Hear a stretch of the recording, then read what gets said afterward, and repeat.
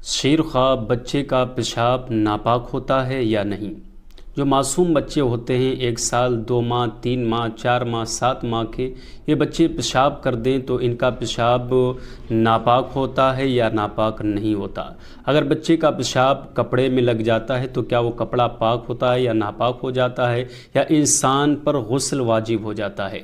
بہت اہم مسئلہ ہے۔ پہلے آپ یہ جان لیں کہ بچہ شیر خواہ ہو یا 1 ماہ کا ہو یا 2 دن کا ہو یا 3 دن کا ہو یا 4 دن کا ہو، بچہ کوئی بھی ہو اس کا پیشاب ناپاک ہو جائے گا۔ جس کپڑے پر بچہ پیشاب کر دے گا وہ کپڑا ناپاک ہو جائے گا، اور جس جگہ پیشاب کر دے گا وہ جگہ بھی ناپاک ہو جائے گی۔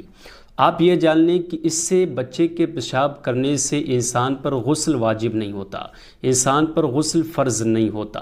غسل فرض کرنے والی 5 چیزیں ہیں جن چیزوں سے انسان پر غسل فرض ہو جاتا ہے، غسل واجب ہو جاتا ہے۔ وہ 5 چیزیں کون سی ہیں پہلے وہ آپ جان لیں۔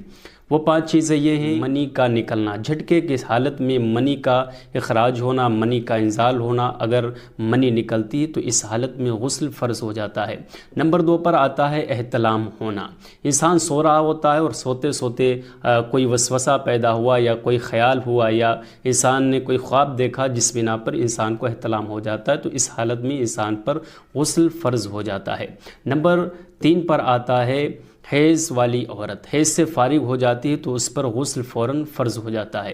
اسی طریقے سے وہ عورت جو نفاس کی حالت میں ہے، یعنی بچے کی پیدائش کے بعد جو عورت کو خون شروع ہوتا ہے، وہ خون ختم ہونے کے بعد غسل فرض ہو جاتا ہے۔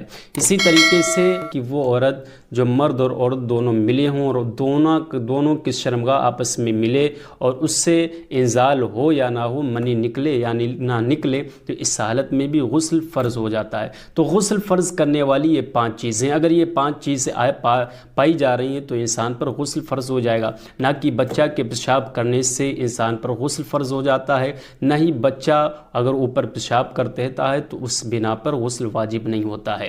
ہاں، اس حالت میں اگر کوئی بچہ پیشاب کر دیتا ہے تو جس جگہ پر بچے نے پیشاب کیا ہے وہ جگہ آپ کی ناپاک ہو جائے گی، اتنی ہی جگہ آپ دھل لیں، اسے صاف کر لیں تو آپ پاک ہو جائیں گے، اس سے آپ پر غسل فرض نہیں ہوتا ہے۔ یہ اکثر کر ہمارے معاشرے میں یہ چل رہا ہے کہ شیر خواہ بچہ اگر پیشاب کر دے تو اس کا پیشاب پاک ہوتا ہے، انسان ناپاک نہیں ہوتا، کپڑا ناپاک نہیں ہوتا۔ یہ بالکل سراسر جہالت ہے اور یہ غلط فہمیاں ہیں۔ ان غلط فہمیوں کو اپنے ذہن و دماغ سے نکال دیں، کیونکہ پیشاب کسی کا ہو، بچے کا ہو، مرد کا ہو، عورت کا ہو، کسی کا بھی ہو، پیشاب ناپاک ہوتا ہے۔ مجھے امید ہے کہ آپ سمجھ گئے ہوں گے۔ اگر یہ